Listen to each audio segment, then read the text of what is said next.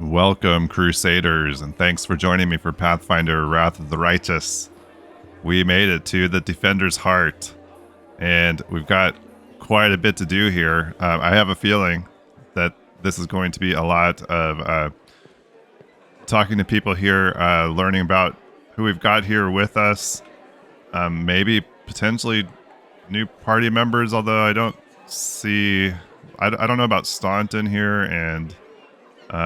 I don't know if Irabeth is here anywhere, but we're gonna look around, talk to people. We need to level up. We've got a number of things to look at here to potentially do. Interesting, we've got a couple sort of callbacks to Kingmaker here with an Aldori that needs help, and apparently the storyteller is around here somewhere, or at least someone who calls themselves the storyteller, strange elf. So it could be the storyteller of legend.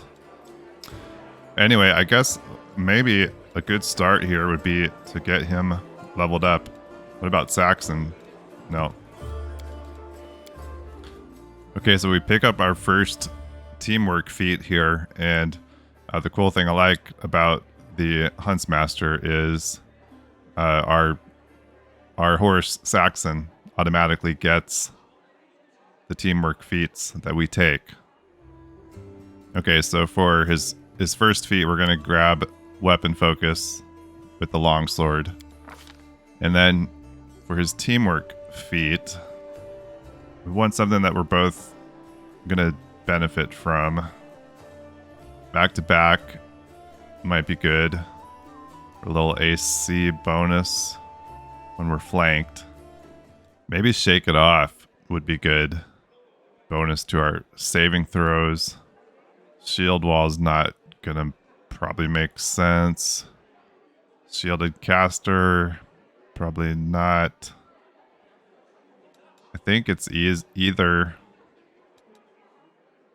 back to back or shake it off.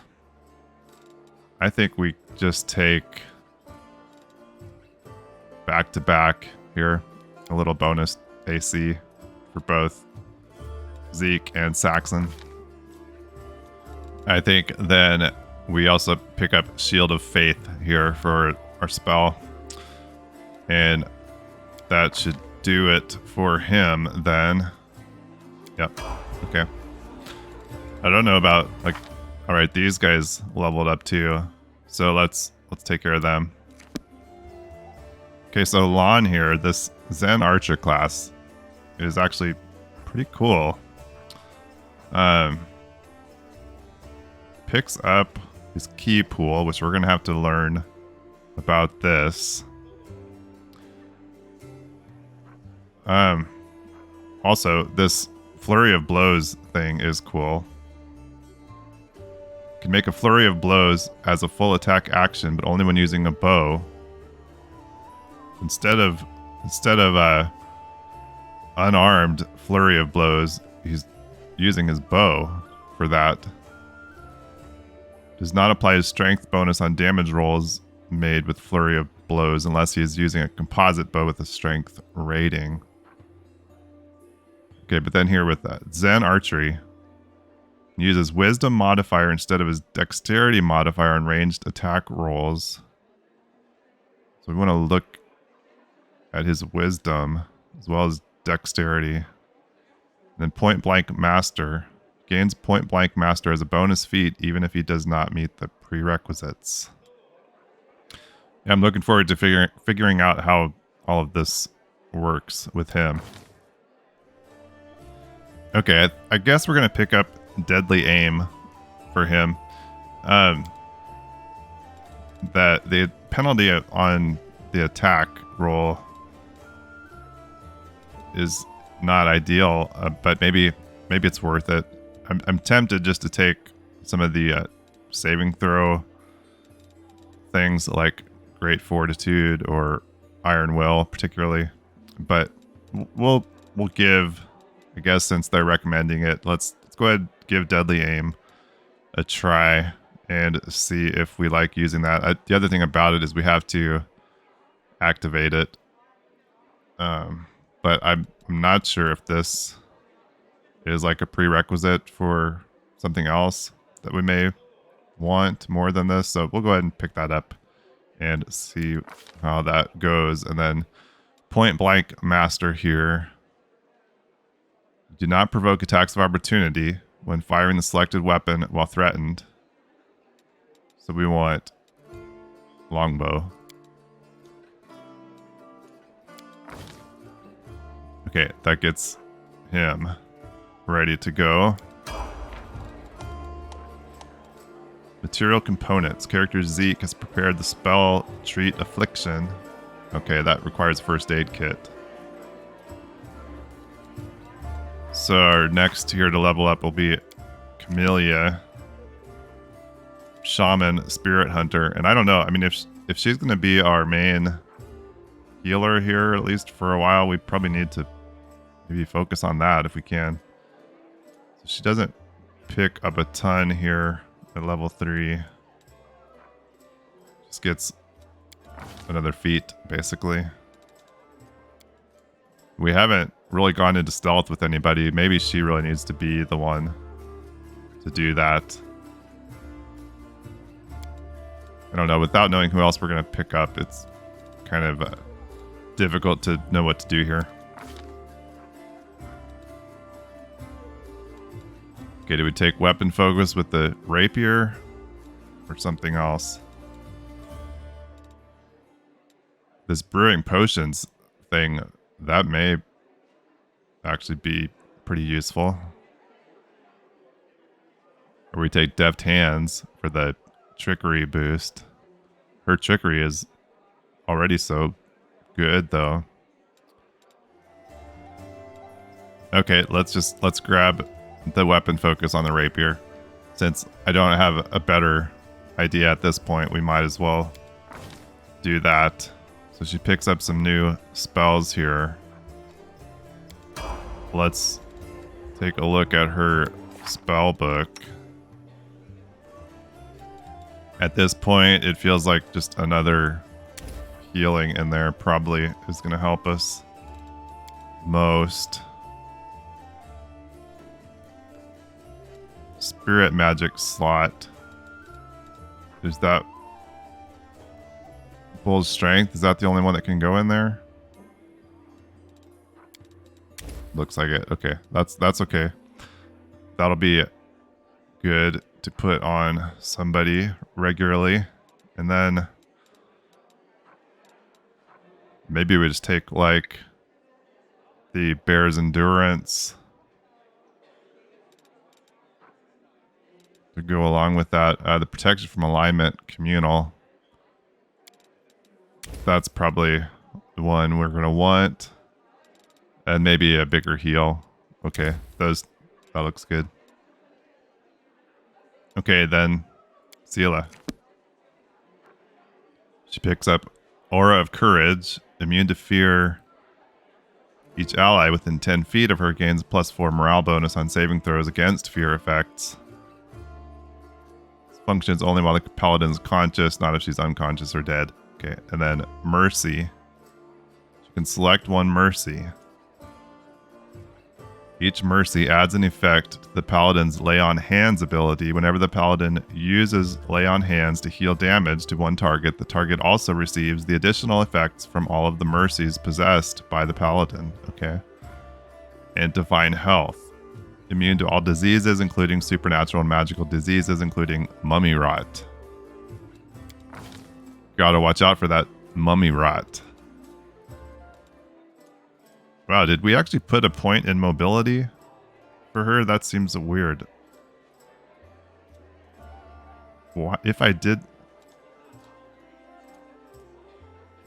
Have we leveled her up once before? That seems weird that she has a point there. Thinking about maybe just giving her heavy armor focus. Or an extra lay on hands. Maybe that would be useful here. An additional 2 times per day. Yeah, I'm not sure what we'll be doing with weapon on her, so let's take the extra lay on hands. Okay, then she gets a mercy here. Either fatigued, shaken, or sickened, it looks like. It was interesting. We did have some fatigue on people after it seemed like not a very long amount of time, so I don't know if that's something we need to worry about more in this game. People getting tired quicker. We have had some issues with sickened people. That stinking cloud some of those cultists were using. I don't know. These are so specific, but I guess eventually if she has all these on, then she's kind of ready for whatever.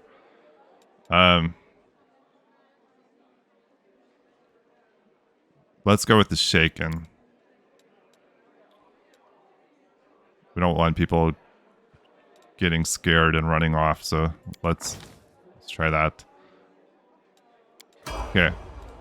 Does she have a spellbook then? No. Okay. So as far as spellbooks, I think we're good between Zeke and Camellia. That's it. All right. Well, it's time to head out of the bedroom here, maybe. We got our personal chest here. Anivia? Hey, wait. Mind if I bend your ear about something? Anivia is outside your door, leaning casually against a shelf. So, here's the first and most important thing. Beth gave you a crucial mission. I get that, and I know you'll get the job done. I saw you in action. But here's the rub. By sending you out on an errand, we're weakening our defenses here. If they come at us while you're gone, I don't know if we'll be able to fight them off. Everything seems clear so far. What else do you wish to discuss? Stay of execution. We'll have to look at that. So, the rift that damned beetle left with its scythe? Yeah, well, it cut the city into two, and it's kind of difficult to get across. My scouts tell me there's a halfway decent place to set up a crossing in Market Square, not that any of them tried it to make sure. But if you've got a mind to go across, and I think you're going to have to eventually, you might want to give the square a once-over. You want me to stay here and guard the tavern? You what? No, your task is far too important. You can't just hole up here, all cozy-like, waiting for the demons to knock on the door. We need to take the fight to them. But if those freaks try to make a move on this place, Beth will send a runner to get you. If that happens, you leg it back here, alright? Because if you don't, you'll be coming back to an ash pile. Got it? Got it. When do you think the demons will attack next? Your guess is as good as mine. It might not be here. They could attack the whole damn city. Those vermin know they've lost the upper hand and that we're going to push back hard. If things kick off here, you should know. After they attack, some things could be changed beyond recognition. So if you've got any business that needs taking care of, you better do it soon. That sounds like a warning that you need to be prepared for life-altering events. Okay, we'll see you later.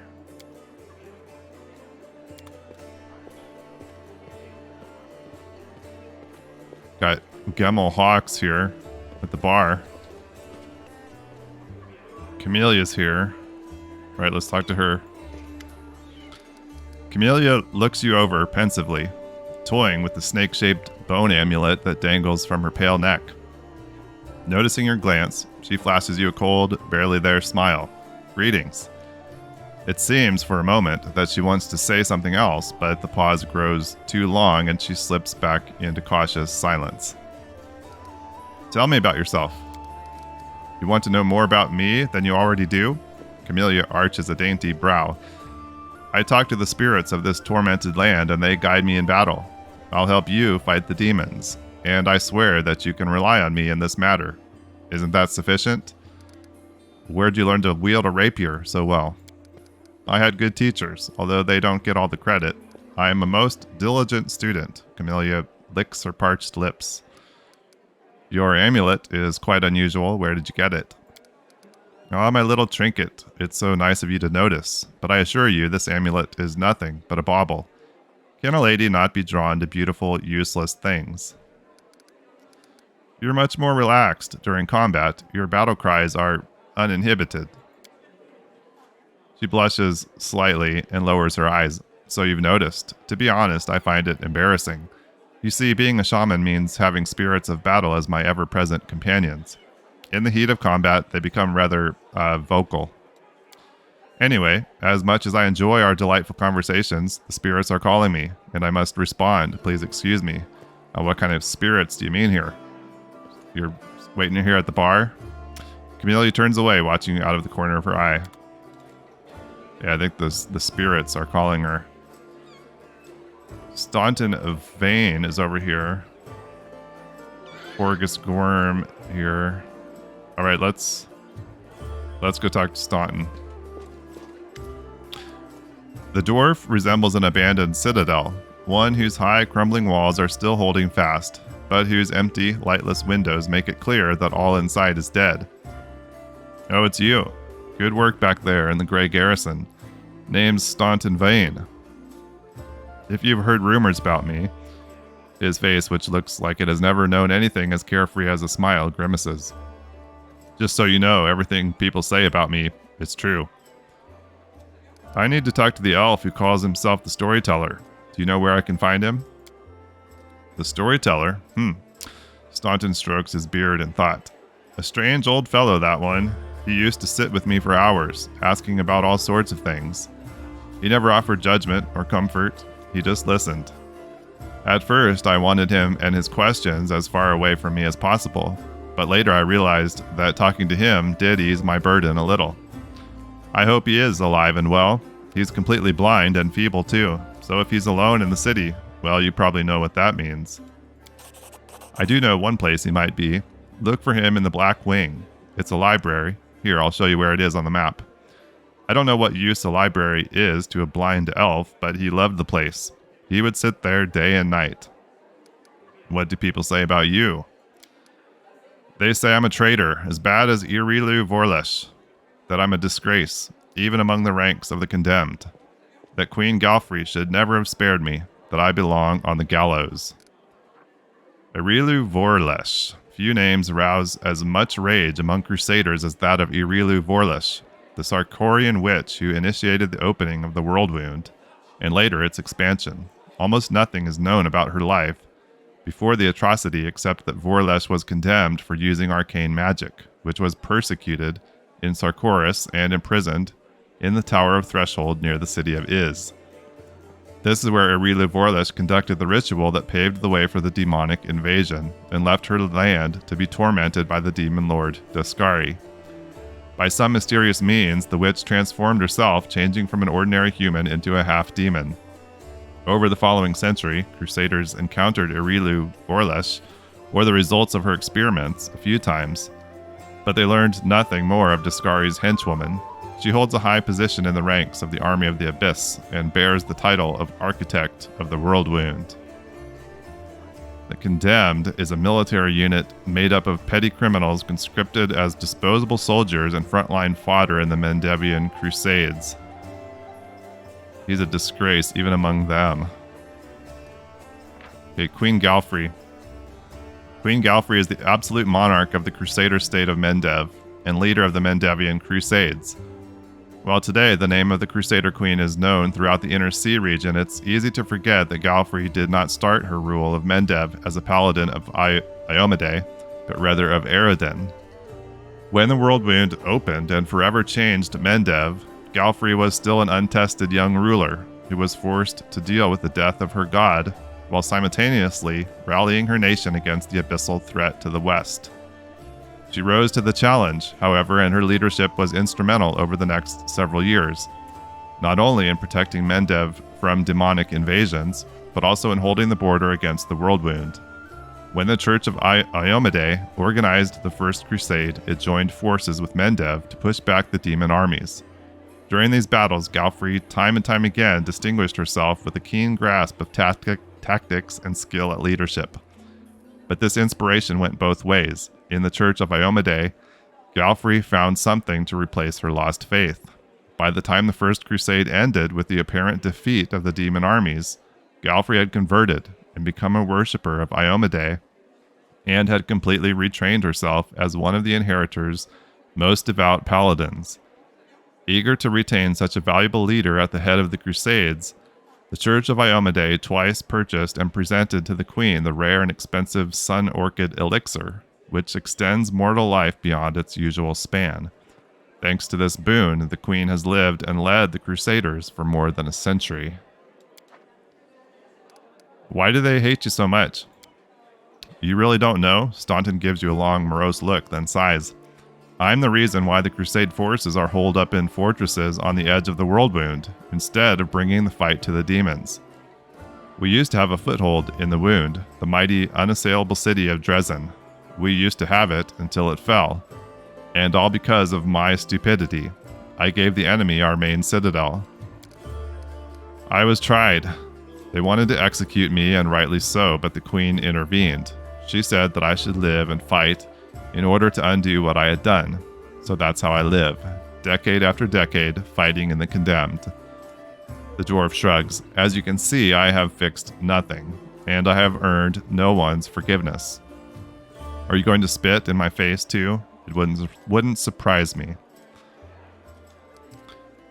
You keep living and fighting with no hope of anything better, because that's what the Queen ordered you to do? There is honor in that. You may be right, but you know, even stone and iron get worn down over time.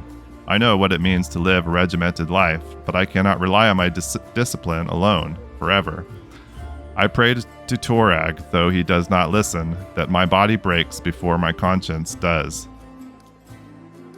The whole city fell because of you? How is that possible? What do you mean, how? The knight glares at you from beneath his furrowed brows.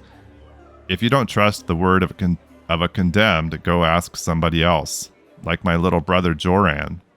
And if you still don't believe it, what's it to me? But if you're about to ask me to recount the story of my disgrace for the 1000th time, don't. You really don't have any friends? I couldn't have survived this long if I were completely alone. Joran, my little brother, he keeps me going. He's never abandoned me. Everyone else shies away from me like they might catch what I've got. Even fighters in the Condemned console themselves by thinking, I got stripped of my rank, but at least I'm not Staunton. Man. Commander Tirabade seems to be the only person in the whole army who remembers that I'm a soldier and not a drudge. She has no qualms about taking me into battle. She's had some mud flung at her in the past, or so I hear. That's why she tries to keep an open mind about people. It's no surprise that she's the only one to hold on to her sense of reason in this farce. So many years in the Condemned, surely you've paid your penance by now. That's not up to me to decide. My life is in the Queen's hands. He falls silent for a moment, and then in a trembling voice he adds, The Condemned isn't the worst part. All these years I have prayed to Torag for forgiveness. Countless times I've gone to his priests. Countless times I've kneeled before his altar. If only the Father of Dwarvenkind would answer my prayers just once. Not to restore what I've lost, but just to tell me that I am still one of his children. But it seems he doesn't give a damn about me. What can I expect from mere mortals when my own God doesn't think I deserve redemption? Have to go. Go on then, maybe we'll see each other again. We've got some Crusaders hanging about. Let's check with Mr. Gwyrm here. 1,000 gold coins for you, just as promised. That's right, he owed us for getting him out of there, even though we offered to do that out of the goodness of our heart. You helped me get back to the surface, and I duly paid you for escorting me. Horgus Gwyrm always keeps his word. Now, speaking of our future cooperation, Horgus looks at you with unvarnished disapproval, his arms folded across his chest, his foot tapping impatiently. I have a job that would be perfect for someone like you. Naturally, I'll pay generously for your services. What do you mean, a job for someone like me? For an adventurer, ready to sell their soul for booze and then lie down drunk in the gutter? Or do you think you're somehow different? A traveling knight, perhaps, noble of heart, but without a coin to your name. Horgus sizes you up critically, then sighs and shrugs. You seem a reliable enough ally to me. And you did get me out of those mongrel caves, so why should I care what you do with my money once you've got it? Horgus seems like one of those people who think the entire world owes them something. However, you hear notes of hysteria beneath his smug arrogance. It's as though he's really quite nervous, but taking great pains to conceal it.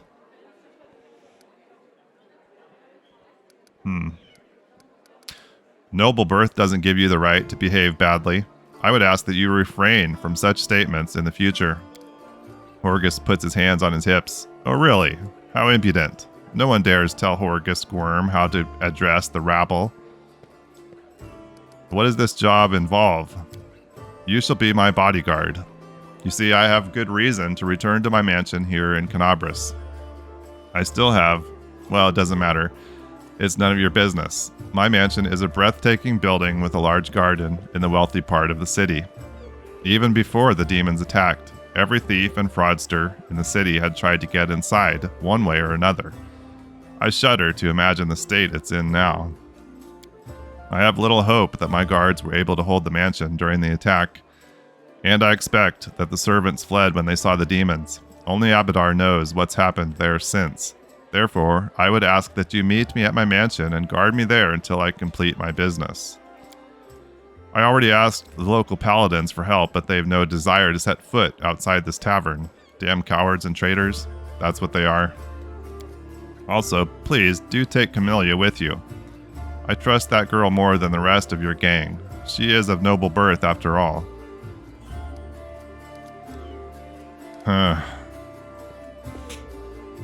This is hard because I think this is the first time here where I think from the role-playing aspect of this, Zeke's maybe not really interested in helping out this dude. But I also don't want to miss out on something.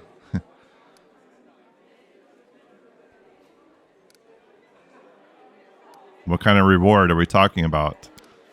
1,000 gold coins. So another grand. Help him again.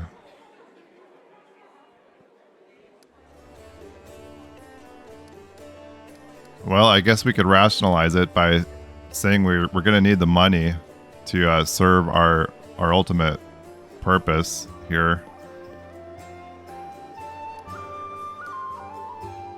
I'm open to suggestions, not about this in particular, but I guess I'd like to know if there are things like this where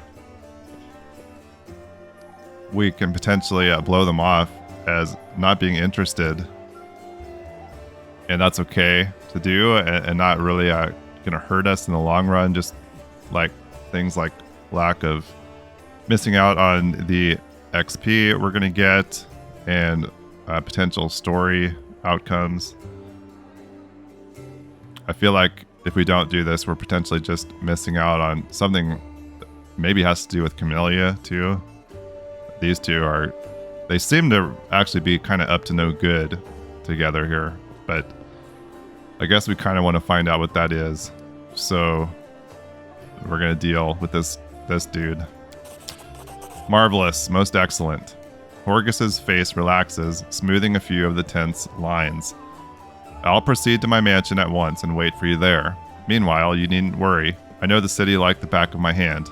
But do hurry, unless you want me to lower your reward. Okay. Go to Horgus's mansion with Camellia. I don't know if that's kind of part of maybe a companion quest for her, even. Yeah, it's hard to know. Like, I feel like he probably would have just said, we're done dealing with you there, Horgus.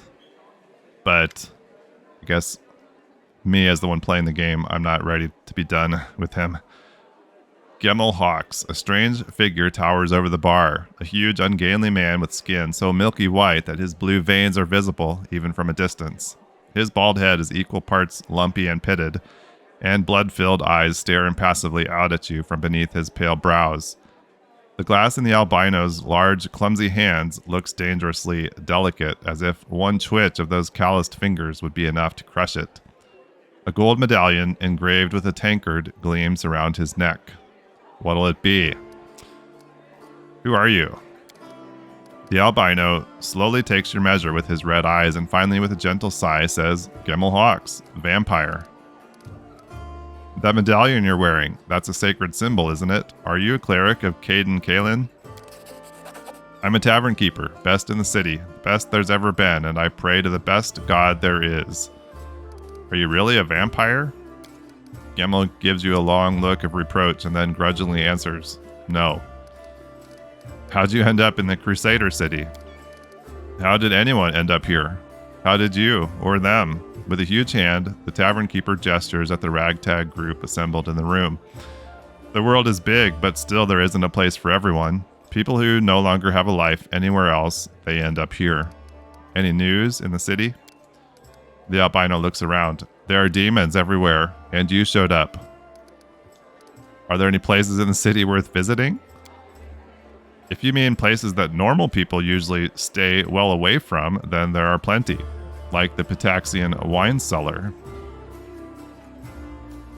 Gemmel pauses for effect, like the name of the place alone should make you quiver in fear. It once belonged to a Pitaxian trading house. Then King Iraveti came to power in Pitax, and property started changing hands. That's good to know. I mean, I wasn't entirely sure, I guess, if the timeline here was following the events of Kingmaker, or if this could have somehow been a prelude to that, but it sounds like this is after the fact. Soon after, the seller's shop assistant was found in a ditch. Not all of him, mind, just his head.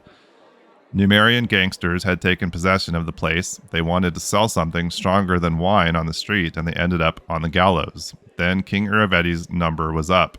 So now the store stands empty and unclaimed. People say that a headless ghost wanders the place at night, moaning ghoulishly. Ooh. After coming to the end of this story, unusually long by his standards, the tavern keeper takes a swig from his tankard. Just don't ask me how he makes any noise with no head. I wasn't there, I just tell it like I heard it. I see you're not one for talking. Gemmel gives you a long, mournful look and says nothing. Alright, let's see what you're selling here. So he's got the potions, but we are carrying junk we need to get rid of. Guessing maybe there's going to be another merchant here.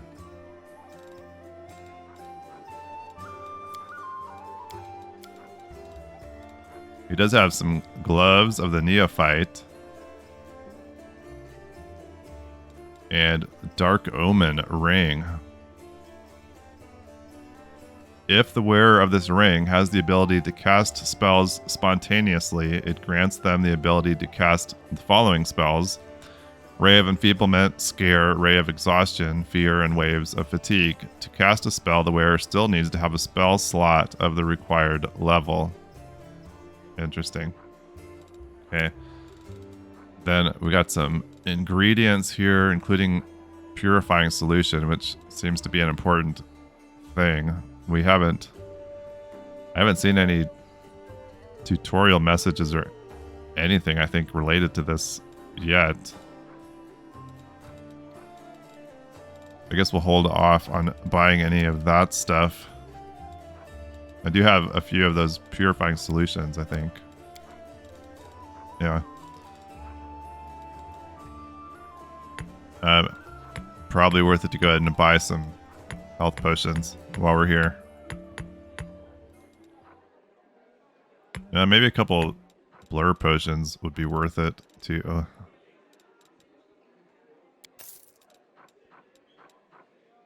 Restoration. Oh, he's got bigger potions too. I didn't see that. Let's grab a couple of those. All right, that's probably enough money spent at this point. He kind of has everything there. First aid kit and spicy pastry recipe. Okay. Let's grab that. Look at that recipe. Oh, new recipes. You found a new recipe, spicy pastry. To learn it, right click. Yeah, let's find that. Oh, we've got a couple here. Oh, no. Here we go. All right, we learned that. Yeah, so we picked up several more things here in the journal. The Burning City. Oh, this is still finding the storyteller. We need to visit the Blackwing Library. And then brave souls gathered in the Defender's Heart survived the first attack and the ensuing chaos, but they are not out of the woods yet. Everyone understands that the death sentence issued by the Demon Lords has not been quashed, simply postponed. No one knows when the execution will come, but each person hopes against hope to live long enough to see the threat pass and to receive the clemency of fate. Be prepared. Who knows when the demons will deal the final blow to the Defender's Heart? The next wave of attack could have unexpected consequences, and not only for the Crusaders barricaded in the tavern, but for the city at large. Kind of like the Kingmaker objective with the Ancient Curse. Be prepared for anything. Okay. We've got this divided city errand. We need to find a way to cross through the city. And then we picked up Gorm's objective here to go to his mansion with Camellia. Okay, we haven't left this room yet here at the bar. We've got Anivia moved over here. Viscely Rathamus is someone new. And then we've got Lon and Sela hanging out over here. And Hylor, Irabeth. Then Forn Autumn Haze down here. I think we're going to take a break here, though. Like I said at the beginning, I think we knew this was going to be a lot of probably talking to people and learning about what it is we need to do next. But we had some good talks here with Camellia and Staunton and our talkative bartender here. Thanks for being here with me. I really appreciate it. And I hope you'll join me again here in Canabras. Bye-bye.